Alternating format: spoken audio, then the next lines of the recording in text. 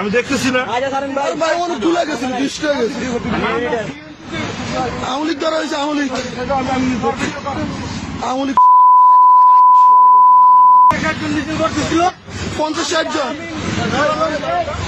50-60 জন মিলে মিছিল করে মিছিল করে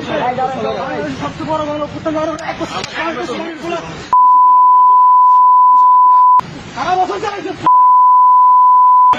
ভাই আরো কটা লোক হলে আরো ধরুন যাচ্ছে